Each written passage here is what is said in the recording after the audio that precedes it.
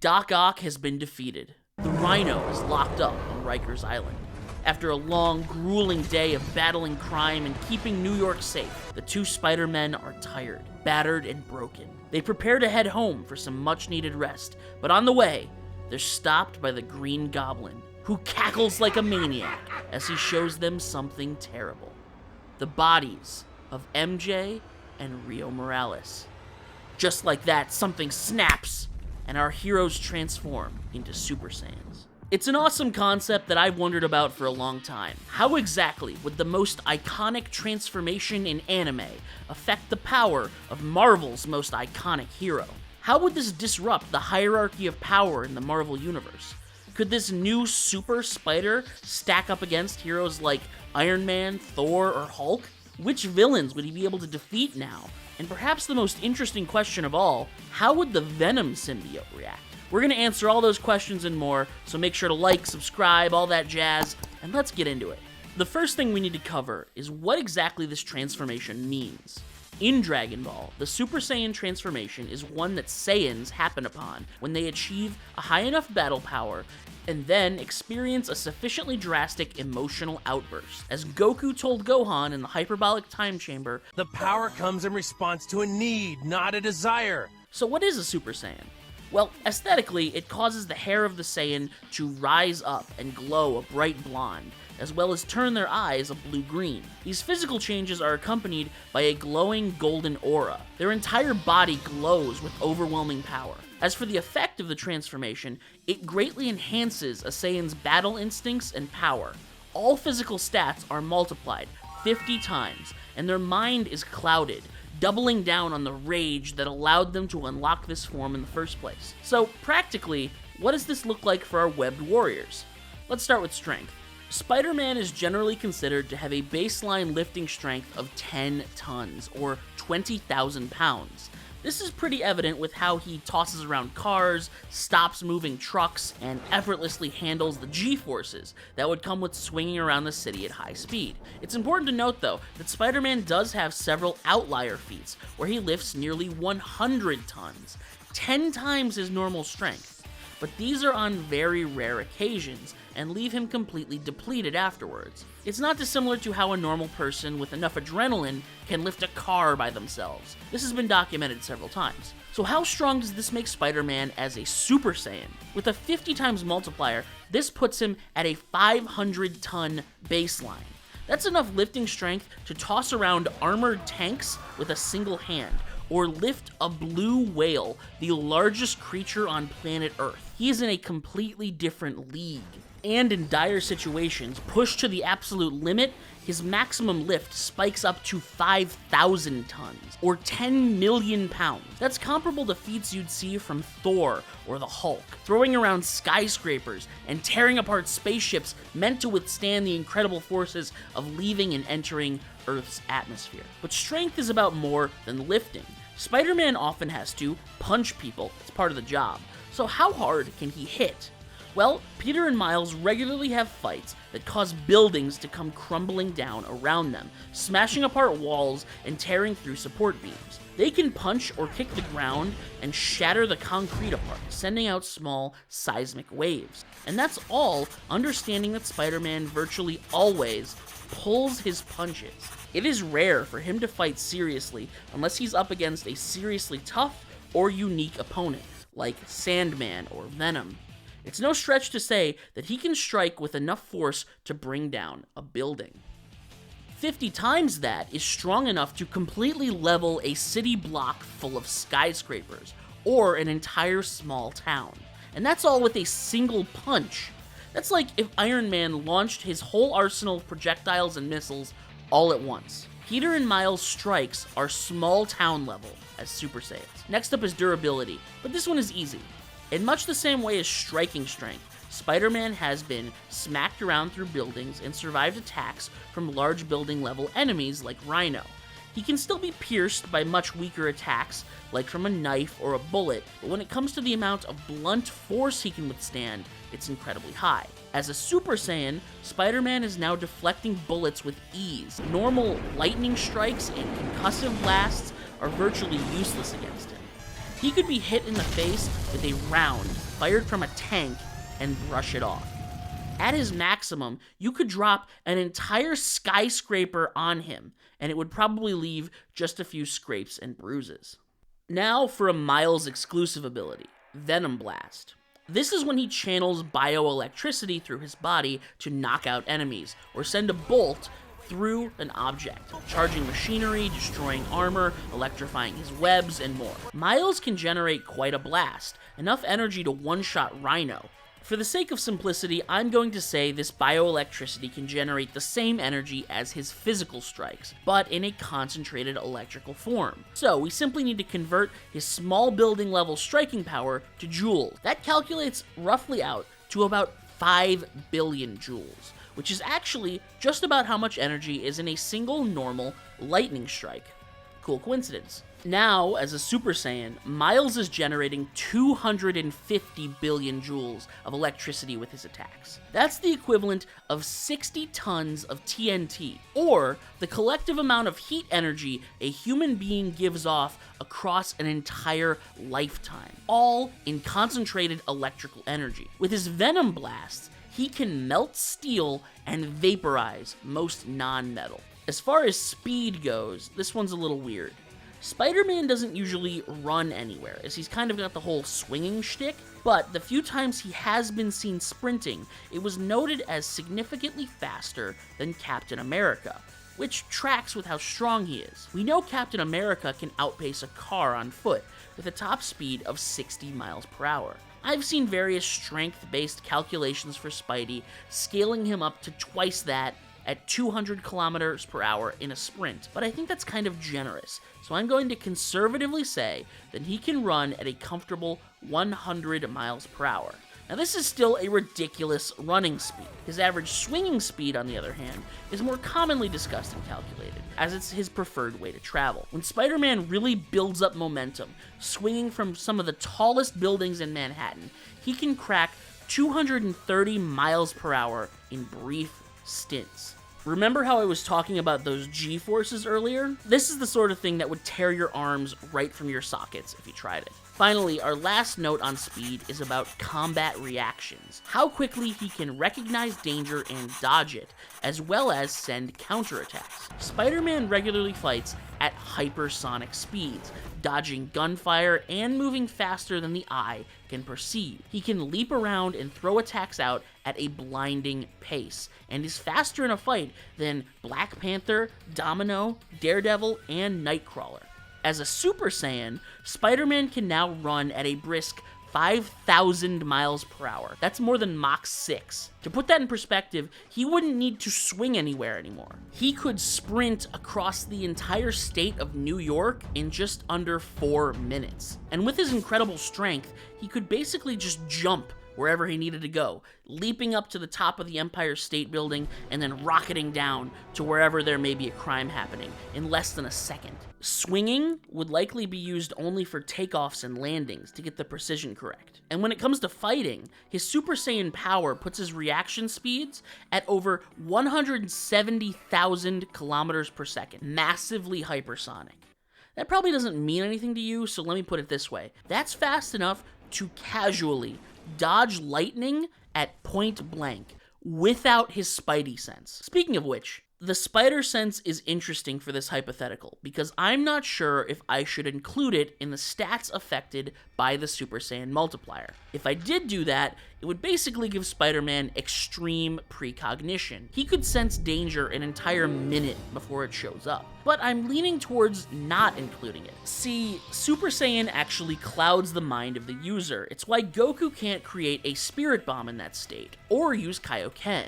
The Super Saiyan transformation also functions explicitly differently than Ultra Instinct, which has minor precognitive abilities somewhat similar to the Spidey sense. So I'm going to say that a Super Saiyan Spidey would actually have a decreased effectiveness of the spider sense, as his mind is clouded by the power and rage inherent in the transformation. Now, this won't make him any less effective in combat. With his reaction speeds multiplied by 50, he's more than capable of dodging most attacks he'd run into.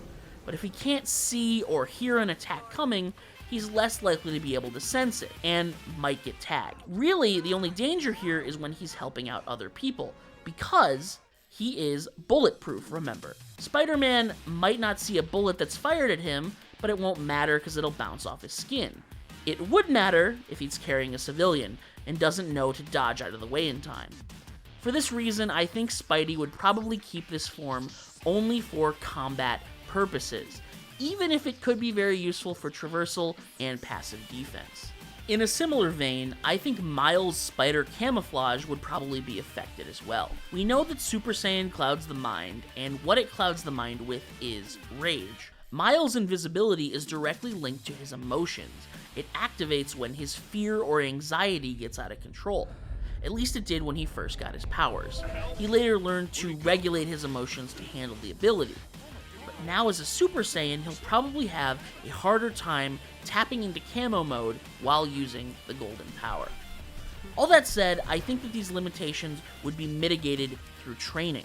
The Spidey sense and invisibility are not complex spiritual techniques like the Kaioken. If Peter and Miles practice using the Super Saiyan form, eventually they will be able to achieve something like the full power Super Saiyan that Goku and Gohan discovered from their training in the hyperbolic time chamber. I think these Spidey abilities will be accessible once again. Now, neither of them are martial artists at heart. They've both been trained by incredibly skilled fighters like Shang-Chi and Colleen Wing, but it's unlikely they'd intuit how to master Super Saiyan the way Goku did. Not even Vegeta figured it out. More likely than not, Peter would stumble into the ability by accident. Consider, he tends to wear himself completely thin, swinging around the city all day to help people. After a few days of using the Super Saiyan power for longer and longer periods, it's possible he'd recognize the benefits and attempt to spend as much time in the form as possible. He does not have the mind of a martial artist, but he is a genius with the mind of a scientist. Experimentation and the scientific method are Peter's bread and butter, so I can see him figuring it out. Lastly, as a Super Saiyan, Spider-Man cannot fly. I know Goku and Vegeta do, but that is an ability completely separate from the transformation that requires adept ki control. A great example is Goten.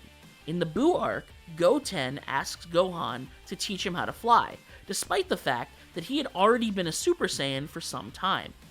Even as Super Saiyans, Peter and Miles can't fly. And the same goes for Ki Blasts. Miles has his electricity, but nothing like the Kamehameha or long-range projectiles. Those are techniques that need to be learned, so they don't come with the form. So, now that we know just how powerful Spider-Man is with the power of a Super Saiyan, where does he stack up against the other Marvel heroes? Well, anyone street level is toast. It used to be that Captain America, Daredevil, Cyclops, other heroes of that caliber could scrap with Spidey due to their enhanced senses, martial arts, and strategy. This is no longer the case. Anyone peak human or below is just not going to be enough. That means Hawkeye, Black Panther, Iron Fist, Moon Knight, Punisher. He beats them all with ease. Slightly stronger or tougher heroes are going to see much the same.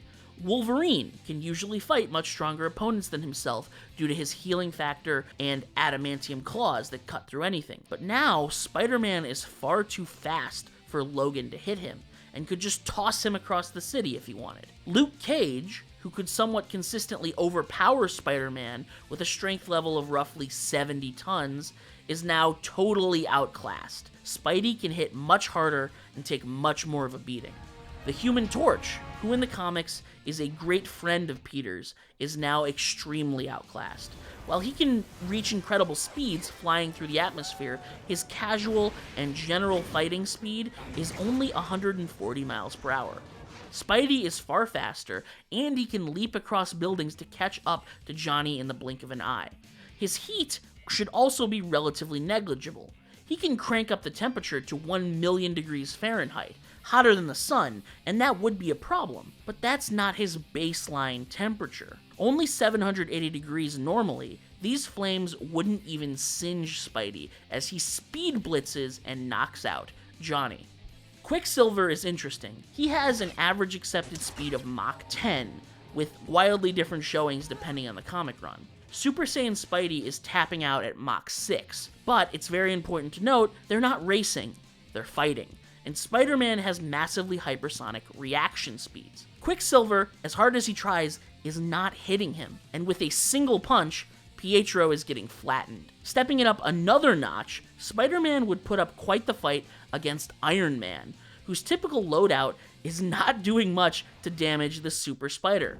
Iron Man is incredibly durable, that's why he's often described as invincible, but his speed and strength are actually far less than Spider-Man now. Tony flies around at a casual Mach 5, which is actually slower than Spidey can run. His lifting strength tops out at around 100 tons, only a fifth of what Peter and Miles are throwing around. It would be a brutal brawl, but this fight likely ends with Spider-Man wailing on Tony until his armor finally dents and crumbles away, because Tony cannot do much in return. This is a different story if Tony gets access to some of his special armors, like the Thor Buster or Extremis, but his normal showing is completely and totally losing. Another hero in this general range is Namor, who much like Iron Man usually taps out with a strength just over 100 tons. Nothing anywhere near enough to hurt Spidey, but his durability is extremely high. Namor regularly gets beat on by the Hulk, but there are two caveats. This strength diminishes the longer he's out of water, something Peter would be able to pick up on and use to his advantage very quickly, especially since he's strong and fast enough to just grapple Namor while he dries out. And if Namor is up against Miles, a burst of venom will likely put him down. Namor has been shown in the past to struggle through thousands of volts of electricity, and Miles is outputting billions.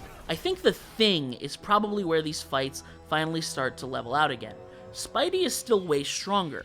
The Thing can normally only lift and strike in the 150 to 200 ton range. Nothing to sneeze at all, and his reaction and movement speeds are far below Spidey, but he's way, way too durable. The Thing can handle planet-level attacks. He's not getting put down with the strikes of city block-busting power Spidey is throwing. Unless Spidey outsmarts him or knocks him out, which is very possible, this one is a draw. And it's at this point we reach the characters that Super Saiyan Spider-Man still cannot beat in a fistfight. Hulk, Thor, Silver Surfer, Sentry.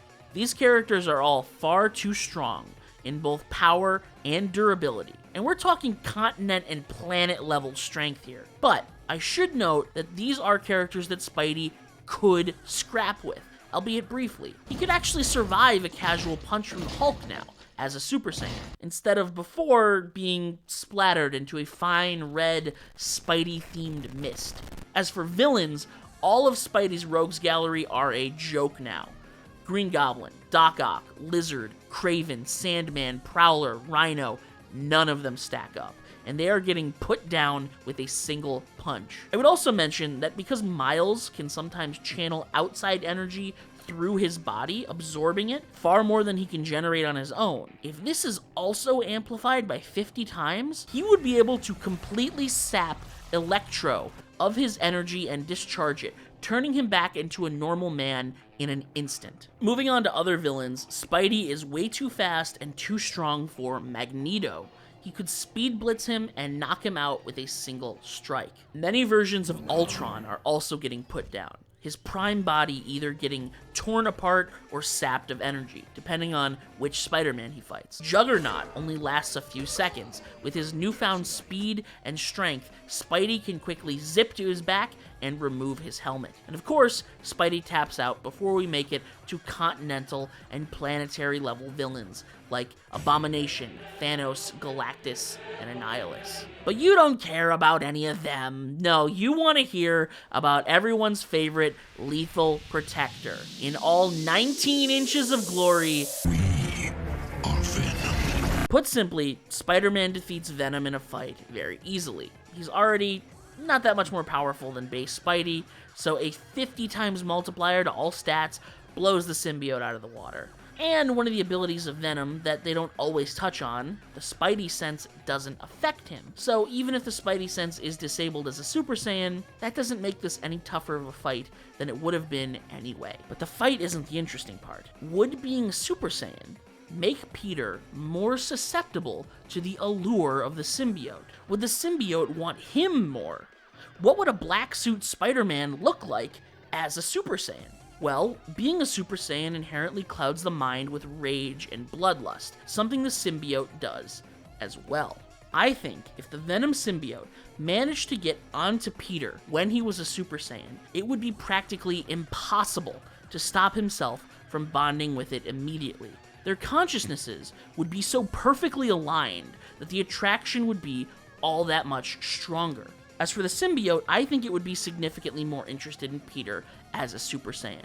He was always the symbiote's favorite, far more than Eddie Brock, because Peter is so much stronger than the average person. Bumping up his strength and his bloodlust at the same time would make him a host far too perfect for the symbiote to pass up. As a venomized Super Saiyan, Peter would be terrifying and impossibly brutal. The symbiote wouldn't make him any physically stronger, but it would add a buff to his defense, give him a not insignificant healing factor, a big boost to his range and versatility with the use of the Venom tendrils as a dozen appendages all at once, and of course, he would be completely ruthless. Just for flavor, I like to imagine what a Super Saiyan Peter would look like if his body was corrupted by a malevolent outside force. And the answer was obvious. What else could it be? Super Saiyan Rose, Spider-Man Black. Now, the most important thing to note, when the symbiote originally bonded with Spider-Man, it adapted to him and absorbed his likeness and abilities. That's why Eddie Brock has Spider-Man's strength, speed, reactions, and stickiness as Venom. The symbiote copied the spider powers. If Peter merges with the symbiote and uses it as a Super Saiyan, and then manages to get it removed, Venom is now much, much more powerful. 50 times more powerful, as the symbiote would have adapted to his new level of strength, speed, durability, all of it. It would create an enemy so great that the only way Peter and Miles could possibly hope to overcome it would be to surpass their own limits once again. Stay frosty.